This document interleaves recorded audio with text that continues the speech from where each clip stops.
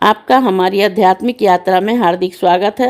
आप सुन रहे हैं शिव महापुराण, जो सनातन धर्म के ही अनमोल ग्रंथों में से एक है। इस श्रृंखला में हम आपके लिए ही इस दिव्य ग्रंथ के प्रत्येक अध्याय का शाश्वत पाठ प्रस्तुत करेंगे। आइए इस ज्ञान और धर्म की ही यात्रा को आरंभ करें।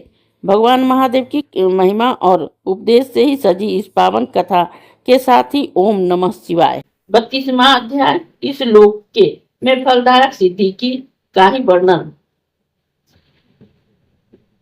उपमन्यु बोले, हे श्री कृष्ण, अब मैं ही शिव भक्तों के लिए ही उन महान कर्मों का ही निरूपण करता हूँ जिसमें पूजन, हवन, जप, दान तथा ध्यान आदि को के ही फल शीघ्र ही प्राप्त हो जाऊं।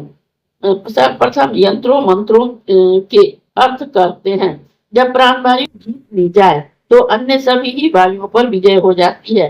कर्मानुसार अभ्यस्त क्रिया गया क्षय प्राणायाम सभी दोषों को नष्ट कर देता है, शरीर की भी रक्षा करता है, सब प्राणवायु पर विजय हो जाती है तो यह सभी ही लक्षण दिखाई देने लगता है।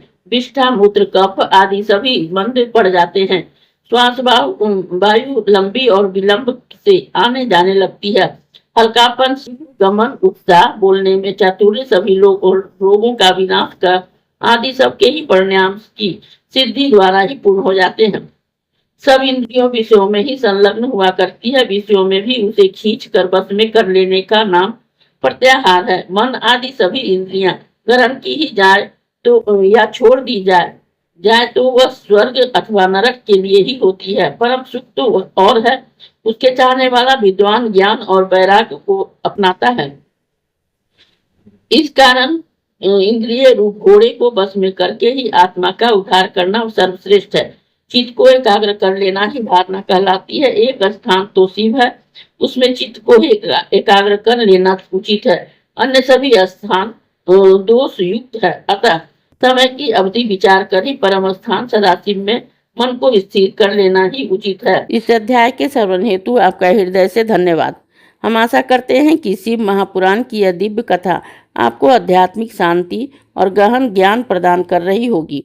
कृपया अगले अध्याय के लिए हमारे साथ जुड़े रहें और अपने सुझाव एवं भावनाएं कमेंट के माध्यम से अवश्य साझा करें। धर्म, भक्ति और ज्ञान की इस पावन यात्रा में आपका साथ हमारे लिए अत्यंत मूल्यवान है। ओम नमः शिवाय। यदि यह प्रस्तुति आपको पसंद आई हो, लाइक करें, कमेंट करें, सब्सक्राइब जरूर करें, बेल आइकॉन दबाना ना भूलें ताकि अगला अध्याय आपसे छूटे नहीं। और इस पावन ज्ञान को ही शेयर करें अपने परिवार और मित्रों तक।